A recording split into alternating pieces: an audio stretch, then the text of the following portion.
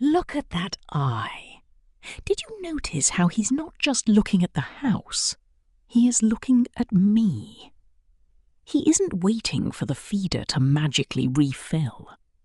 He's waiting for the specific human who refills it. Most people walk past a crow and see a spooky black bird or a scavenger.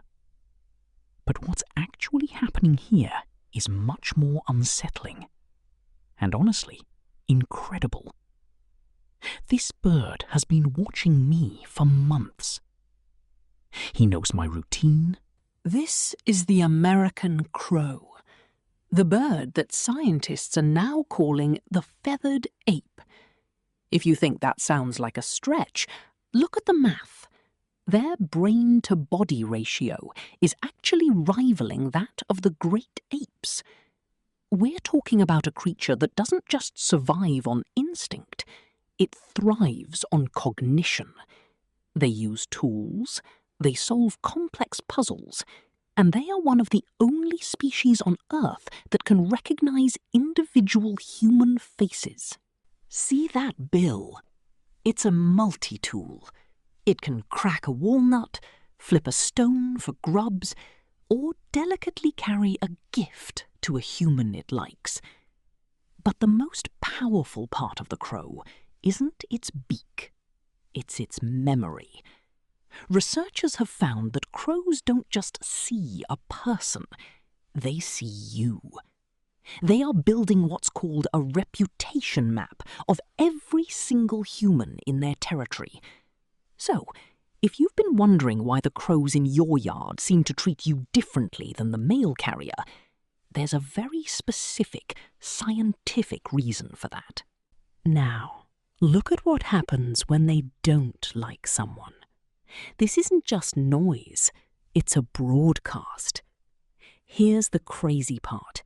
At the University of Washington, researchers did a mask study where they wore specific masks while capturing and banding crows, a stressful event for the birds.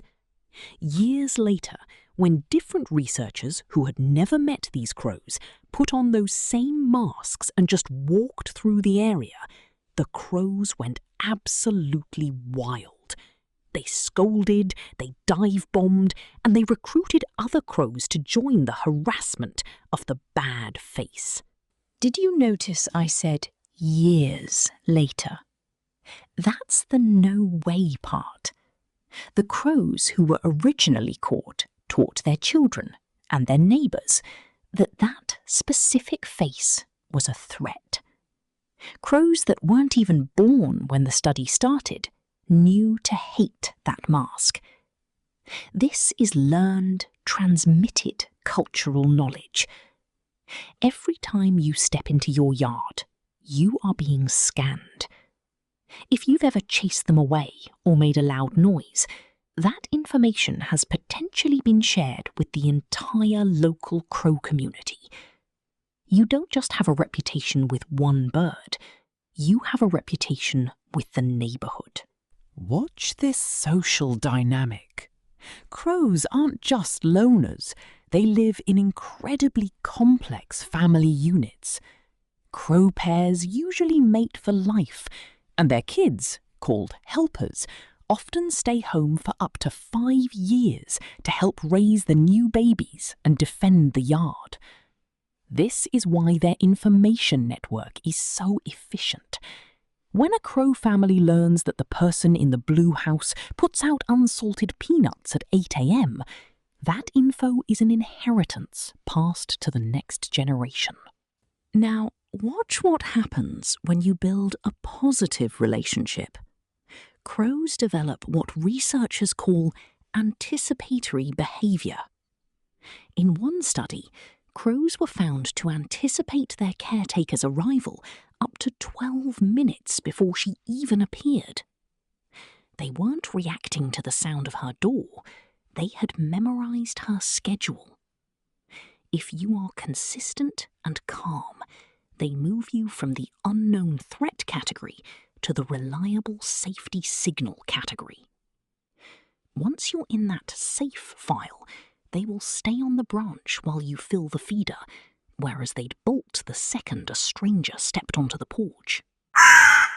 Did you hear that? That wasn't an alarm. That was a softer, conversational sound.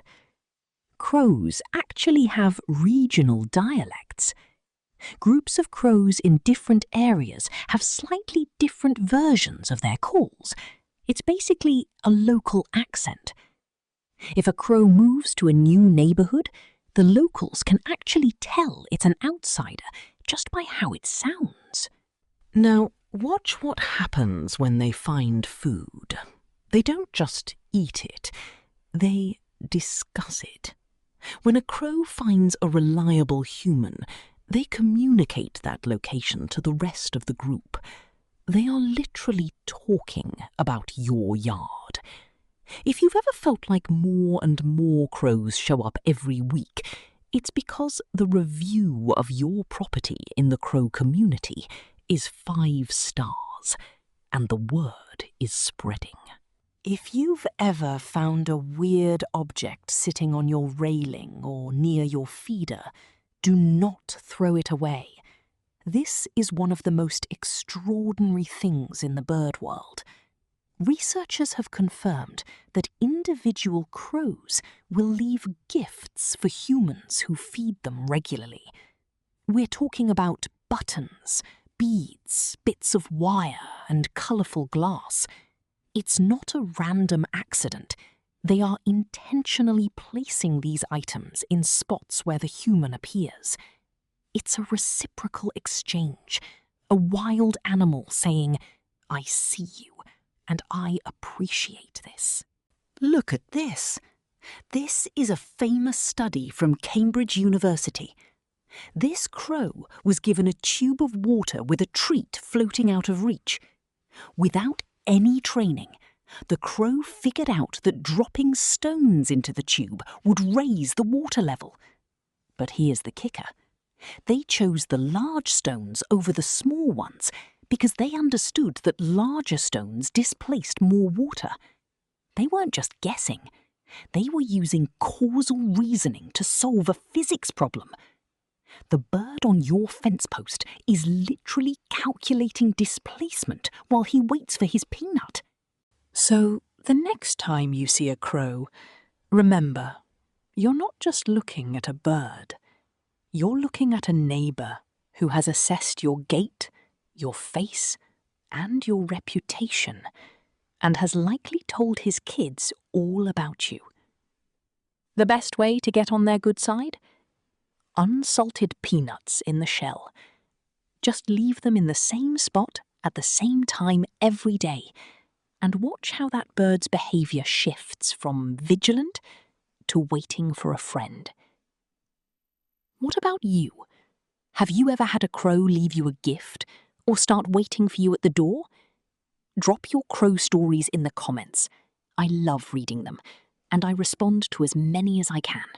And if you think crows are the only ones with a complicated social life, you won't believe why this bully at your feeder is actually the self-appointed bodyguard for every other bird in your yard. We're diving into the secret life of blue jays in the next video. Thanks for watching Feather Files. I'll see you in the next one.